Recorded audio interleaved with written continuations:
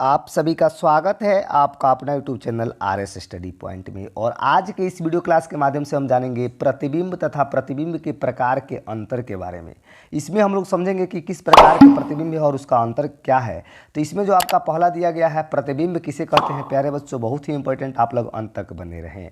कहा जा रहा है कि जब हम दर्पण के सामने किसी वस्तु को रखते हैं तो दर्पण में उस वस्तु की आकृति बन जाती है। इस आकृति को ही प्रतिबिंब यानी कि इमेज कहा जाता है प्यारे बच्चों। यानी इसमें प्रतिबिंब की परिभाषा हम निम्न प्रकार से दे सकते हैं।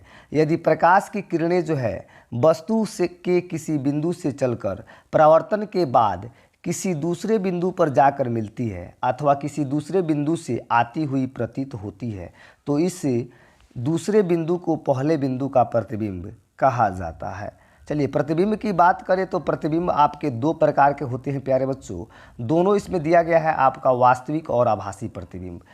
इसमें वास्तविक प्रतिबिंब में कहा जा रहा है कि यदि किसी बिंदु से चलने वाली किरणें परावर्तन के पश्चात किसी बिंदु पर वास्तव में मिलती है यानी वास्तविक रूप से मिलती है तो इस बिंदु को बिंदु वस्तु का वास्तविक प्रतिबिंब कहा जाता है।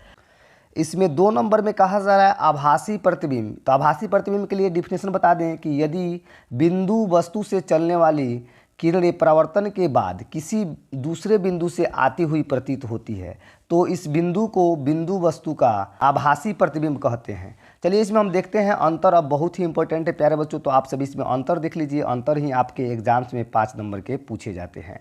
कहा जा रहा है इसमें एक तरफ आपका जो है रियल इमेज और एक तरफ जो है आपका वर्चुअल इमेज दिया गया है, तो इसको आप लोग जो है याद कर लीजिए, बहुत ही इंपॉर्टेंट है। वास्तविक में कहा जा रहा है कि प्रकाश की किरणें परावर्तन के बाद जब किसी बिंदु पर मिलती है तब वास्तविक प्रतिबिंब, कि जब वास्तव में मिलती है तब वास्तविक प्रतिबिंब बनता है। उसी प्रकार इसमें कहा जा रहा है कि जब प्रकाश की किरणें यदि परावर्तन के बाद किसी बिंदु पर नहीं मिलती परंतु उस बिंदु पर जो है मिलती हुई दिखाई पड़ती है यानी कि प्रतीत होती है, काल्पनिक रूप से मिलती है, तो उसको हम लोग काल्पनिक प्रतिबिंब कहते हैं। इसके बाद में इसमें दिया गया है कि वास्तविक प्रतिबिंब को पर्दे पर उतारा जा सकता है। बहुत ही आसान, आप लोग इसको याद कर लीजिए। फिर इसमें कहा जा रहा है कि काल्पनिक प्रतिबिंब को पर्दे पर नहीं उतारा जा सकता है। चलिए इसके बाद में आपका दिया हुआ इसमें कि वास्तविक प्रतिबिंब दर्पण के सम्मुख यानी दर्पण के जो है सामने बनता है, लेकिन काल्पनिक प्रतिबिंब जो होता है दर्पण के पीछे बनता है। इसके बाद में कहा जा रहा है कि वास्तविक प्रतिबिंब सदैव उल्टे बनते हैं। जो प्रतिबिंब वास्तविक होते हैं प्यारे बच्चों वह सदैव उल्टे बनते हैं और काल्पनिक या आभासी प्रतिबिंब जो होता है सदैव सीधा बनता है। इस तरह से आपके प्रतिबिंब था और ये आपके हर एक साल एग्जाम्स में लगभग जो है 2 से 5 नंबर के पूछे जाते हैं, जो बिल्कुल ही आसान है। तो हम आशा करते हैं कि आप सभी इसको समझ लिए होंगे, जो बिल्कुल ही आप लोग के लिए आसान था। यदि आप इस चैनल पर नए हैं तो इसको लाइक सब्सक्राइब शेयर कर दीजिए ताकि आने वाले वीडियो का नोटिफिकेशन सबसे पहले मिले। तब तक के लिए आप सभी को बहुत बहुत धन्यवाद।